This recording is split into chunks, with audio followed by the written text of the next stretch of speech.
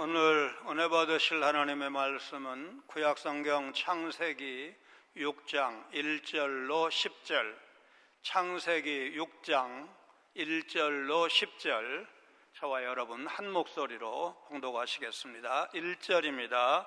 사람이 땅 위에 번성하기 시작할 때에 그들에게서 딸들이 나니 하나님의 아들들이 사람의 딸들의 아름다움을 보고 자기들이 좋아하는 모든 여자를 아내로 삼는지라. 그래서 이르시되 나의 영이 영원히 사람과 함께 하지 아니하리니 이는 그들이 육신이 됨이라. 그러나 그들의 날은 120년이 되리라 하시니라. 당시에 땅에는 네피림이 있었고 그 후에도 하나님의 아들들이 사람의 딸들에게로 들어와 자식을 낳았으니 그들은 용사라 고대 명성 있는 사람들이었더라. 여호와께서 사람의 죄악이 세상에 가득함과 그의 마음으로 생각하는 모든 계획이 항상 악할 뿐임을 보시고 땅 위에 사람 지으셨음을 한탄하사 마음에 근심하시고 이르시되 내가 창조한 사람을 내가 지면에서 쓸어버리되 사람으로부터 가축과 기는 것과 공중의 새까지 그리하리니 이는 내가 그것들을 지었음을 한탄함이니라 하시니라. 그러나 노아는 여호와께 은혜를 입었더라. 이것이 노아의 족보니라. 노아는 의인이요 당대의 완전한 자라. 그는 하나님과 동행하였으며 세 아들을 낳았으니 셈과 함과 야벳이라. 아멘. 창세기 1장, 2장, 3장에서 천지만물 창조와 첫사람 아담과 하와가 범죄해서 에덴 동산에서 쫓겨나는 이야기를 살펴봤습니다.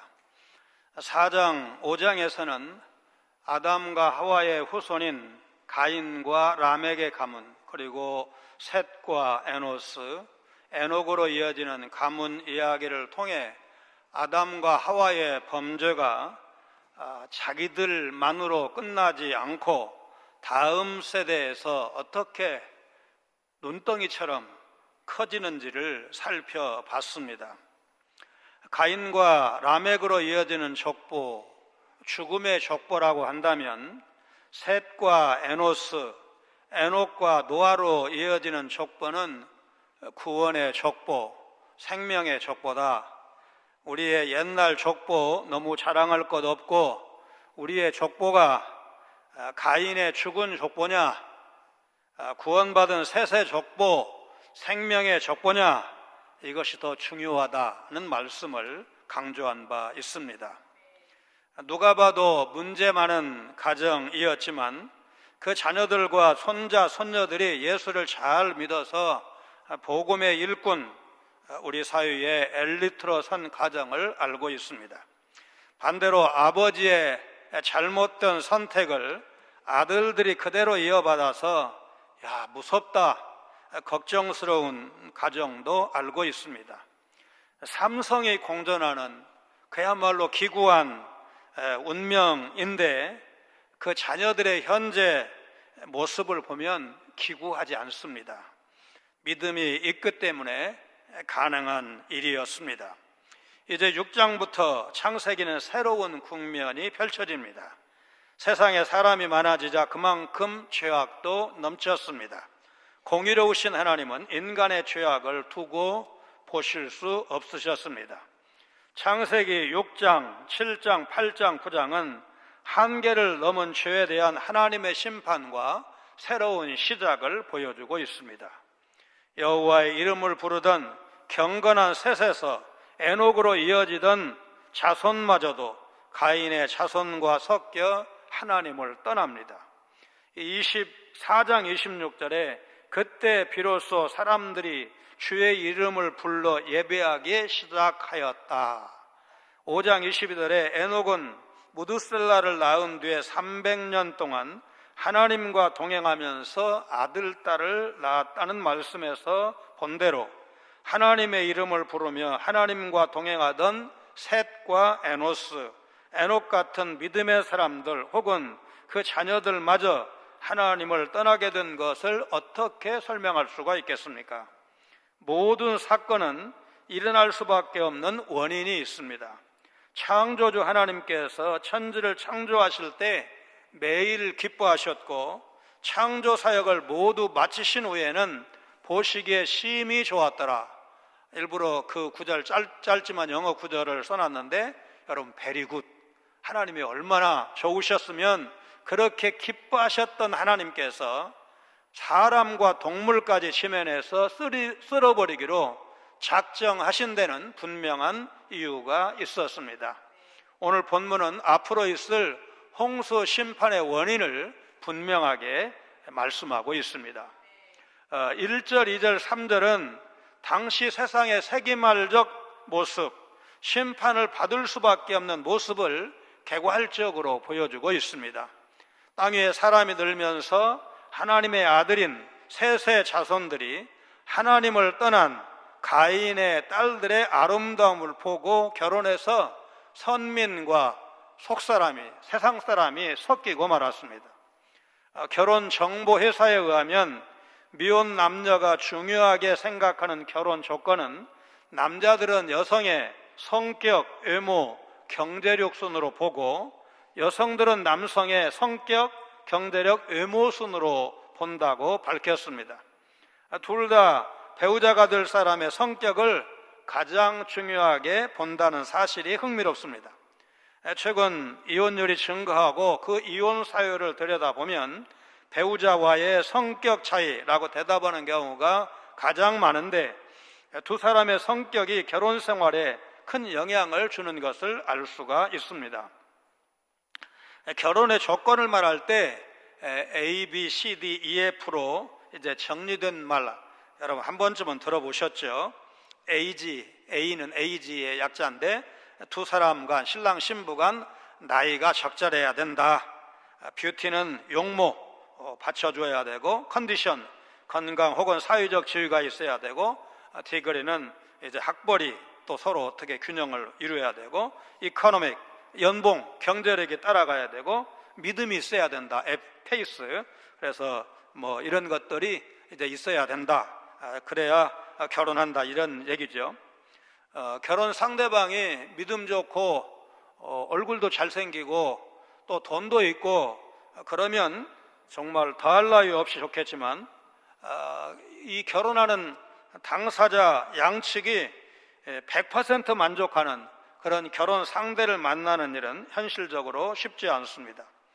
교회 안에서 중매 잘하기로 소문난 권사님이 정작 본인 사위를 보실 때는 마음에 들지 않아서 크게 고심하는 것을 본 적이 있습니다.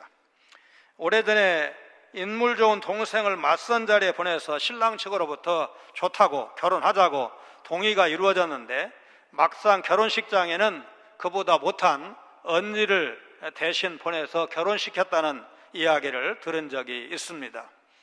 요즘 같으면 이혼은 물론이고 결혼식 비용, 사회적인 이미지 실추 이런 거 손해배상까지 이제 칠 가능성이 이제 다분한 그런 큰일 날 일인데 그 시절에는 그래도 이혼하지 않고 살았다고 합니다. 앞으로 창세기 29장에 가면 야곱의 결혼 스토리를 보게 되는데 외삼촌 라반이 조카 야곱이 자기의 작은 딸 라헬을 좋아하는 줄 알고 결혼을 승낙하면서 그보다 못한 언니 레아를 먼저 결혼시키고 나중에 작은 딸까지 주는 것을 보게 되는데 정말 사기성이 농후한 그런 결혼 장면입니다. 경건한 셋의 후손이 육체적인 욕망을 채우기 위해서 외적인 미모만 좋으면 망설임 없이 믿음 없는 가인 후손의 딸들을 그래도 인물이 좀 받쳐줘야지 그러면서 아내로 삼았습니다. 하나님의 아들들이 아내를 맞이하는 판단 기준이 외적 미모, 아름다움이었던 것입니다.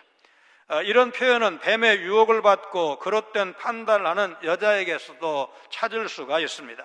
창세기 3장 6절에 그 나무를 본즉 먹음직도 하고 이 3장 6절에 해당하는 히브리어 본문을 직역하면 그 나무가 먹기에 좋다고 그 여자가 보았다.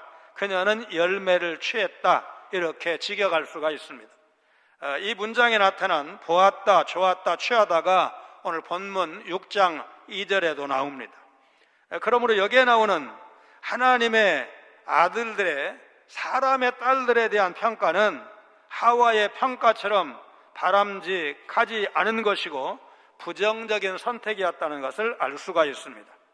이런 결혼 형태에 대해서 3절에 하나님은 사람이 육신이 되었다고 평가하십니다. 육신이라는 표현을 2절의 사람이라는 표현과 비교해 봐야 합니다. 사람은 지상의 흙과 천상에서 내려온 하나님의 생기가 결합된 존재인데, 아담과 하와의 타락과 범죄로 인해서 천상 부분을 잃어버리고 지상에 육신만 남은 존재, 그 생기 없이 흙으로만 만들어지는 동물과 다를 바 없어진 그런 상태가 된 것입니다. 그래서 타락에서 하나님 반대편의 선의들을 육신이라고 부른 것입니다. 세상에서 더 이상 신적 생기를 간직한 존재는 없고 동물적 육신만 가진 존재들로 가득하게 된 것입니다.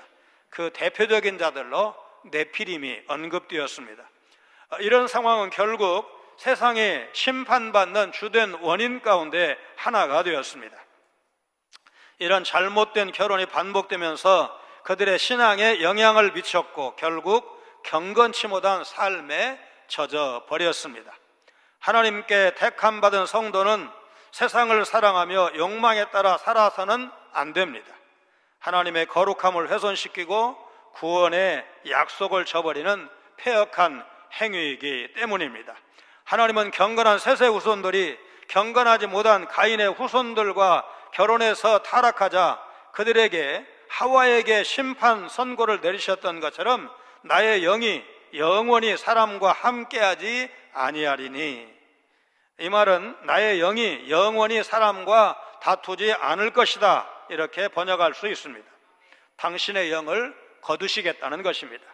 하나님의 영은 생명과 활력을 불어넣는 하나님의 호흡, 곧 생명을 말합니다. 그렇게 해서 셋의 후손들은 하나님이 주신 생명을 잃게 된 것입니다. 그런 중에도 하나님은 그들의 심판을 120년 동안 유예하셨습니다. 회개할 시간을 주신 것입니다. 하나님은 죄악을 행하고도 회개하지 않는 자들에게서 생명을 거두어 가십니다. 그래서 회개하지 않으면 결국 멸망입니다. 자비하신 하나님이 회개의 기회를 주실 때 그 기회를 놓치지 않아야 합니다. 당시에 네피림이라는 거인족이 있었고 그들은 유명한 용사인데 육신의 힘이 그때 그 세상을 지배했다는 사실을 알려주고 있습니다. 그러나 우리는 거룩한 무리, 곧 성도입니다. 성도는 하나님의 이름을 부르며 하나님과 동행하도록 부름받은 자들인데, 자신을 위해서 살기를 애쓰는 가인 자손의 문화에 동화되어서는 안 됩니다. 셋의 자손이 자기 눈에 좋아 보이는 여인을 아내로 삼았다고 했는데, 그것도 아내가 복수로 되어 있어서 충혼을 의미한다고 이제 볼 수가 있고, 한마디로 자기 마음대로 살기 시작한 것처럼 사소해 보이는 선택 하나가 우리 자신을 하나님에게서 점점 멀어지게 한다는 사실입니다. 거룩함의 경계선은 처음부터 잘 지켜야지 조금씩 무너지면 나중에는 완전히 무너지게 되는 것입니다. 소설가 정비석의 자유 부인이 가져온 변화를 우리가 생각하게 됩니다. 드라마 애인보다 사회적으로 더 큰 충격과 파문을 일으킨 소설과 그 소설을 영화로 만든 작품입니다. 1956년 서울 관객 15만 명을 동원한 화제작으로 그해 국산 영화 흥행 1위였습니다. 워낙 대박이 난 작품이라 자유 부인에서 이름을 딴 무슨 부인 있잖아요. 에마 부인 이런 거. 그런 이제 속편 리메이크가 계속 나왔습니다.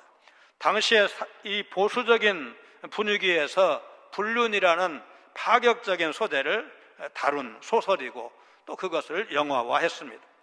사유성이 짙은 작품이기 때문에 영화사적으로 의미가 있다, 이렇게 평가를 받아서 등록문화유산 347호로 지정되기도 했는데, 당시 사회에 던진 충격이 만만치 않았다는 것이 등재 이유라고 합니다. 1950년대 이제 전쟁 직후죠. 사회 인식은 오늘과 달리 가부장적 인식이 지배하고 있었고, 그래서 명망 있는 교수 부인이 춤바람이 나서 딴 남자와 불륜을 저지른다는 내용 자체만으로도 큰 충격이었습니다. 글로만 읽을 때는 뭐 소리내서 여러 사람이 같이 읽는 게 아니니까 그저 한 사람만 움직이게 되는데, 이제 그게 실제로 사람이 나와서 불륜을 저지르는 모습을 아주 적나라하게 사실적으로 이제 묘사하는 그런 영화가 나왔을 때 소설보다 훨씬 더 충격이 컸을 것이고, 다만 영화는 그 결말 부분을 권선징악적으로 이제 바꾸었습니다. 사회적 논란을 일으킨 작품답게 영화도 원작 소설과 마찬가지로 비난을 많이 받았고, 마지막 클라이맥스의 키스신을 문제 삼아서 상영 금지 처분을 내리기도 했는데, 그래서 초기 상영본에서는 이 부분을 삭제했다고 합니다. 원작자 정비석은 이 작품으로 인해서 친북 활동을 했다, 이제 그런 혐의로 잡혀가서 고문까지 당했는데, 이 사람 죽고 나서 객관적인 평가는 뭐 친북보다는 오히려 이제 일본 유학을 한 사람이고 이래가지고 친일파적인 요소가 강하다, 뭐 이 세상에서 일본이 제일 완벽한 나라다, 뭐 그런 말도 한 사람인데, 이승만 정부 시대에 인권의식이 높지 않았음을 보여준 사건이라고 할 것이고, 이승만 정권 몰락 후에는 종종 이 영화가 상영되곤 했습니다. 클린트 이스트우드와 메릴 스트립이 주연한 영화 메디슨 카운티의 달이, 아마 보신 분들 들어 있겠죠. 뭐 사일의 사랑과 평생의 그리움, 이런 식으로 묘사를 하던데, 불륜을 미화했다는 비평에서 자유로울 수 없습니다. 남편이 문제가 많은 것으로 묘사되어 있지 않습니다. 다만 남편과 아이들이 떠나 있을 동안에 이제 뜻밖의 사람이, 이제 사진작가가 찾아와서 그 며칠 동안에 있었던 그 사랑 이야기입니다. 여러분, 드라마는 드라마고 영화는 영화일 뿐입니다. 객관적으로 볼 수 있어야 되고, 더군다나 우리는 성경적 기준으로 영화나 작품을 볼 수 있어야 합니다. 남의 손에 떡이 더 커 보인다, 이런 말 아시죠?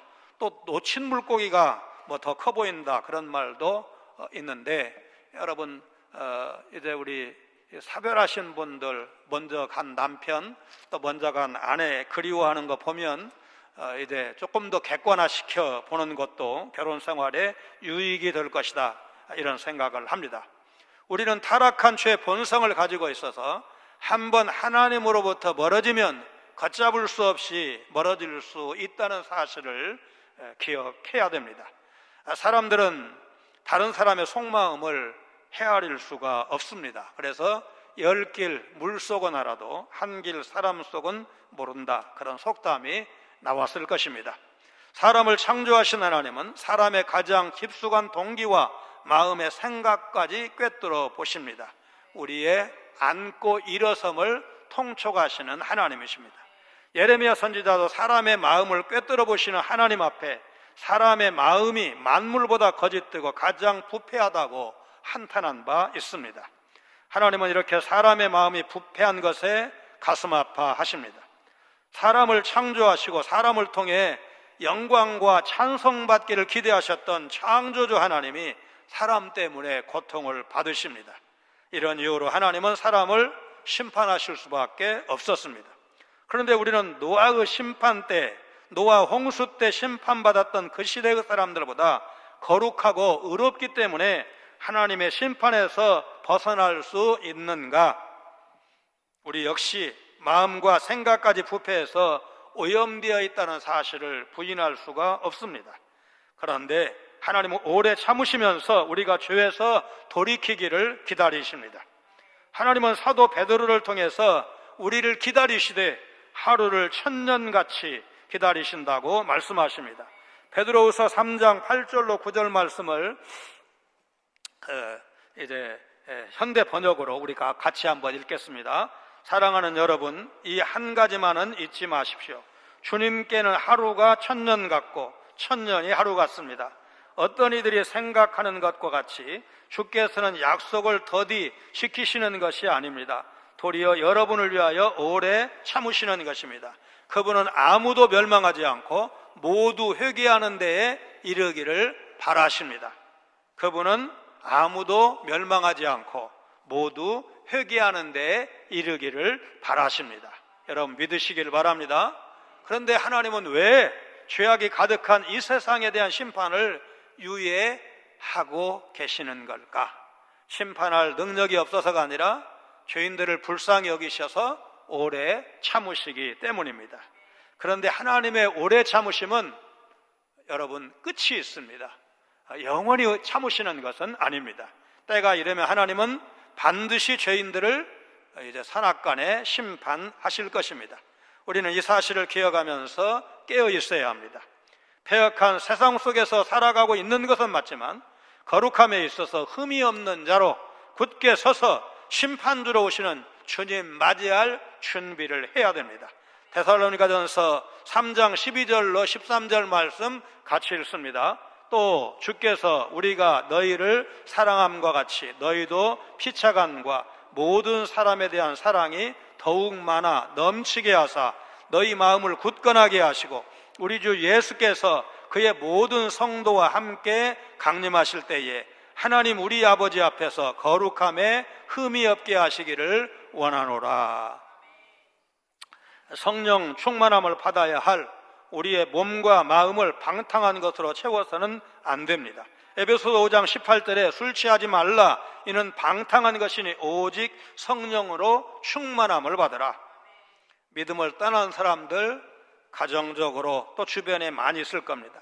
아직 회개할 기회가 남아있다고 생각할 수가 있는데 속히 돌아와서 하나님의 뜻에 순복하는 자리, 예배 자리에 설 수 있도록 여러분 권면하시고 또 주님 앞으로 이끌어 내시기를 바랍니다. 5절로 7절은 세상의 상태에 대한 하나님의 반응과 결정을 소개하고 있습니다. 1절로 4절의 핵심 내용이 사람과 육신이었다면 5절로 7절의 핵심 내용은 죄악입니다. 죄악이 바로 사람을 육적 존재로 전락시킨 겁니다. 하나님은 그분을 떠난 자들에게 120년이라는 유예 기간을 주셨지만 이제 앞으로 우리가 홍수를 살펴보게 되는데 결국 회개하지 않고 홍수 심판을 당합니다.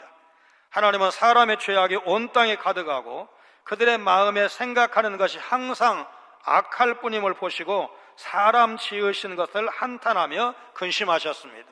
물론 하나님이 땅에 사람 지으신 것을 한탄하시고 근심하셨다는 말, 하나님의 심경을 의인화해서 표현한 것이라는 것을 이제 잊지 않으셔야 됩니다. 6절 말씀을 읽으면서 전지전능하신 하나님도 우리처럼 후회하시는 게 맞나? 그런 질문을 품을 수가 있겠죠. 여기 하나님이 한탄하셨다 혹은 근심하셨다는 말은 하나님이 실수하셨거나 우리처럼 후회하신다 그런 뜻을 말하는 것은 아닙니다. 이 말은 인간의 타락에 대해서 슬퍼하시고 마음 아파하시는 하나님의 통렬한 심정을 인간의 언어, 수사학적으로 묘사한 인간적인 표현이다 그렇게 보셔야 됩니다. 인간의 타락과 부패는 하나님을 근심시키는 원인입니다. 하나님 우리가 죄를 지을 때 마음 아파하십니다. 하나님은 죄악으로 가득 찬 세상을 홍수로 쓸어버리기로 작정하십니다. 세상을 창조하시고 보시기에 좋았다고 감탄하셨던 하나님께서 사람의 죄 때문에 그 모든 창조물까지 쓸어버리기로 작정하신 것입니다. 하나님 그만큼 죄를 미워하시고 죄를 혐오하십니다. 그래서 성도는 죄를 간과할 수 없는 것입니다. 하나님은 우리의 죄를 용서하시기 위해서 하나뿐인 아들을 이 땅에 보내셨고 십자가에서 대신 죽게 하셨습니다. 시편 5편 4절에 주는 죄악을 기뻐하는 신이 아니시니 악이 주와 함께 머물지 못하며. 노아 시대의 사람들은 불신 결혼을 통해 태어난 자녀들이 믿음 없는 것은 신경 쓰지 않고 유명한 용사로 자라는 것을 보면서 자랑스러워했습니다. 그래서 하나님은 한탄하시고 슬퍼하셨습니다. 사람에게서 태어난 자녀들이 모두 하나님을 떠났기 때문입니다. 새롭게 시작한 셋의 자손마저도 죄의 길을 선택하자 하나님의 마음은 갈기갈기 찢어졌습니다. 사람이 죄를 지을 때 초래되는 가장 심각한 결과 하나님의 마음을 아프시게 하는 것입니다. 하나님은 심판을 결심하셨습니다. 하나님의 그 비통한 마음을 우리가 헤아릴 수 있어야 합니다. 자신이 박은 못 때문에 십자가의 예수님이 마태복음 27장 46절 하반절을 보면 엘리엘리 라마 사박다니 하시니 이는 곧 나의 하나님 어찌하여 나를 버리셨나이까 얼마나 고통스러워 하시는지 기억하고 죄와 결별하는 여러분 되시기를 바랍니다. 1절로 7절은 매우 암울하고 절망적인 세상의 상태와 운명을 묘사하고 있는데 8절로 10절은 죽음의 족보 가운데 두드러진 에녹과 노아의 존재처럼 우리에게 희망의 빛을 비춰줍니다. 하나님은 찢어지는 가슴으로 인류를 심판하시기로 작정하셨습니다. 완전히 타락해서 회복할 수 없는 사람은 심판을 피할 수가 없고 사람을 위해 만든 피조물까지 더 이상 의미가 없었던 것입니다. 그런데 8절에 보니까 하나님은 당대의 의인인 노아에게 은혜를 베푸셨다고 했습니다. 노아가 절대적으로 어려운 사람이 아니라 적어도 그 시대의 사람들과 비교했을 때 상대적으로 의롭고 흠이 없고 하나님과 동행하는 사람이었기 때문입니다. 노아는 어떻게 하나님과 동행했을까? 히브리식 표현에 있어서 이 동행이라는 말은 살아가는 방식을 말합니다. 하나님과 동행했다는 말, 노아가 하나님과 친밀하게 교제를 나누는 중에 하나님의 뜻을 조차 옳고 경건한 삶을 살았다는 의미입니다. 극도로 부패하고 타락한 세대 가운데 하나님을 신실하게 믿고 순종하는 노아를 하나님은 구원하시기로 작정하신 것입니다. 그러나 이것은 노아의 노력 때문이 아니라 하나님의 은혜에 특별하신 은혜 덕분이라는 것을 우리가 잊지 않아야 하고 우리의 구원 역시도 전적으로 하나님이 베푸신 은혜의 결과입니다. 하나님의 은혜를 입은 죄인은 절대로 망하지 않습니다. 죄악이 만연한 세상은 결국 심판을 피할 수가 없지만 의로운 성도는 그리스도의 은혜를 힘입어서 구원받을 것을 확신하고 주님과 동행할 것을 결심하시는 여러분 되시기를 바랍니다. 노아 시대의 인구를 정확하게 알 수는 없지만 수많은 사람 중에 노아만이 유일하게 하나님의 은혜를 입었습니다. 멀어질 대로 멀어진 사람에게 다가가셔서 다시 기회를 주셨습니다. 하나님은 죄를 분명히 심판하시지만 사람을 사랑하시기에 긍휼을 베푸시는 은혜로우신 하나님이십니다. 노아 역시 전적으로 타락한 죄인 중 한 사람이었지만 하나님께 은혜를 입어 구원받았듯이 오늘 우리 역시 예수 그리스도의 십자가 의를 힘입어서 구원을 받은 것입니다. 인간을 사랑하신 하나님은 심판을 유보하시고 죄인들이 돌아오기를 고대하고 계십니다. 우리는 이런 하나님의 사랑을 믿어야 하고 우리가 믿기 때문에 그 사랑을 전해야 됩니다. 시편 103편은 다윗의 시편인데 그 중에서 특별히 10절로 14절 말씀을 같이 읽습니다. 우리의 죄를 따라 우리를 처벌하지는 아니하시며 우리의 죄악을 따라 우리에게 그대로 갚지는 아니하셨으니 이는 하늘이 땅에서 높음같이 그를 경유하는 자에게 그의 인자하심이 크심이로다. 동이 서에서 먼 것 같이 우리의 죄과를 우리에게서 멀리 옮기셨으며 아버지가 자식을 긍휼히 여김같이 여호와께서는 자기를 경유하는 자를 긍휼히 여기시나니 이는 그가 우리의 체질을 아시며 우리가 단지 먼지뿐임을 기억하심이로다. 동이 서에서 먼 것 같이 무한한 먼 거리를 은유적으로 표현한 것입니다. 하나님이 우리의 죄를 용서하실 때 기억조차 나지 않도록 말끔히 없애버린다는 뜻입니다.